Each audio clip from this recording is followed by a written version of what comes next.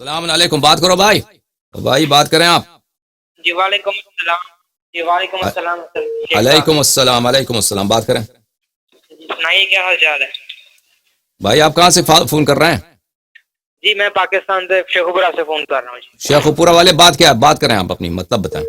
جی رضا صاحب آپ سے عرض کرنا تھا کہ آپ یہ ہمارا جو سلسلہ ابھی تقریر کا چل رہا ہے اس کے بعد ہم یہ اگلی تقریر یہ وہی اپنے تقریر خم والے موضوع پہ ہوگی کہ ابھی اس پہ اور تقاریر ہے؟ ابھی آپ صبر کریں، ابھی آپ صبر کریں، اسی لیے کال کیا اتنا دیر منتظر رہے ہیں؟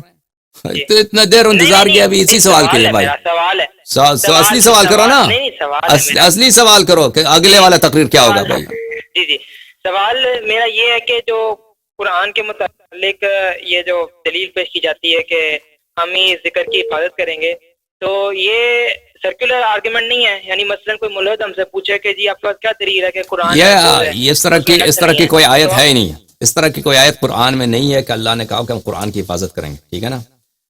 قرآن میں جو آیت ہے وہ یہ ہے انا نحن نزلنا الذکر وانا له لحافظون۔ پہلی بات یہ ہے کہ خود جماعت عمریہ کے علماء کہتے ہیں کہ یہ متعین بات نہیں ہے کہ اس سے مراد قرآن ہے۔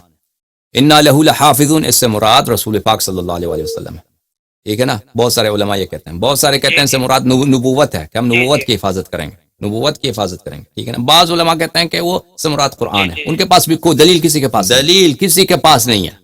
جو کہتا ہے اس سے مراد قرآن ہے اس کے پاس بھی دلیل نہیں ہے۔ جو کہتا ہے اس سے مراد نبی صلی اللہ علیہ وسلم ہے اس کے پاس بھی دلیل نہیں۔ جو کہتا ہے اس سے مراد نبوت ہے اس کے پاس بھی دلیل۔ تو بغیر دلیل کے کہتے ہیں اس ذکر سے مراد انا نحن نزلنا الذکر، یہ سے بھی مراد قرآن ہے، یہ بھی کسی کے پاس دلیل نہیں ہے، کیونکہ صرف لفظ تنزیل آیا انا نحن نزلنا الذکر، ٹھیک ہے نا۔ کہتا ہم نے ذکر کو نازل کیا ہے، تو کیونکہ لفظ نازل آیا تو اس لیے وہ کہتے ہیں اس لیے یہ قرآن ہے۔ یہ کوئی ضروری نہیں ہے۔ قرآن میں انا ارسلنا الیکم ذکرا رسولا، ہم نے آپ کے طرف بھیجا ہے ذکر کو جو رسول ہیں، سورہ طلاق میں تو رسول پاک صلی اللہ علیہ وسلم کو بھی ذکر کہا گیا ہے، ٹھیک ہے نا۔ تو یہ آیات متشابہات میں سے ہے۔ کوئی شخص کہہ دے کہ اس سے مراد یہی ہے کہ اللہ نے ذمہ لیا ہے قرآن کی حفاظت کا، یہ اس کی جہل کی دلیل ہے، اس کی نادانی کی دلیل ہے کہ ایک بات جو قرآن سے ثابت نہیں ہے اس کو قطع و یقین کے ساتھ قرآن سے کریم سے نسبت دیتا ہے۔ اور جناب بولو۔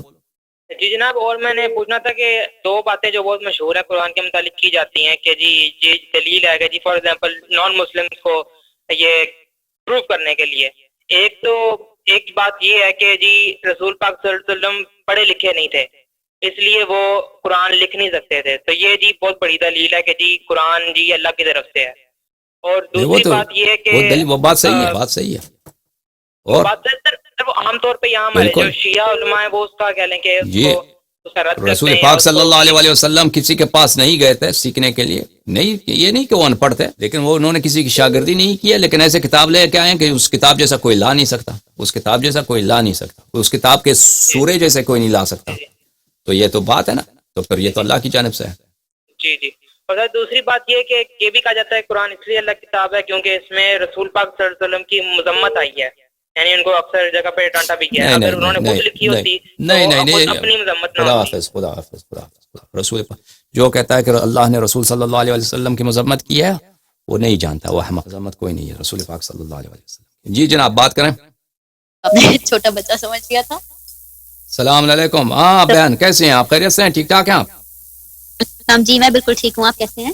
خدا آپ کو عزت عنایت فرمائے، خدا سلامتی دے آپ کو۔ جی میں نے ایک سوال پوچھنا تھا، تھوڑا سافٹ ٹاپک ہے، اگر آپ نہ جواب دینا چاہیں تو کوئی بات نہیں۔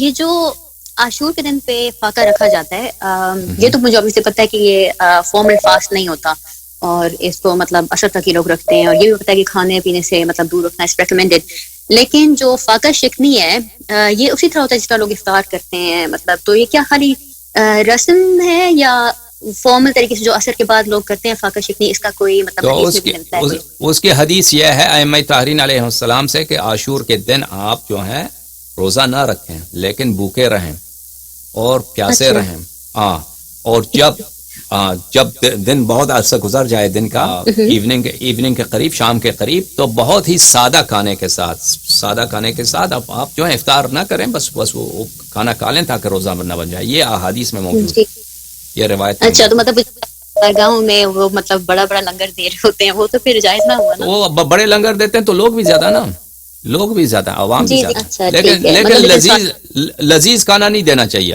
عاشور کے دن، لذیذ کھانا نہیں کھانا چاہیے جو بہت مزیدار کھانا ہے، اس میں رنگا رنگ کھانا ہے، اس طرح نہیں، ہاں سادہ کھانا. اچھا ٹھیک ہے جی. سوری ایک اور سوال بھی تھا.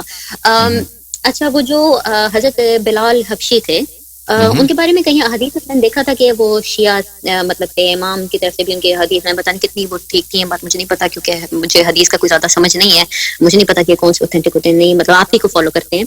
سوال یہ تھا میرا کہ جب امام علیہ السلام نے بلایا تھا لوگوں کے اپنے سر شیو کر کے آ جاؤ، تو اس میں 4 لوگ آئے تھے، تو اس میں حضرت بلال کیوں نہیں تھے؟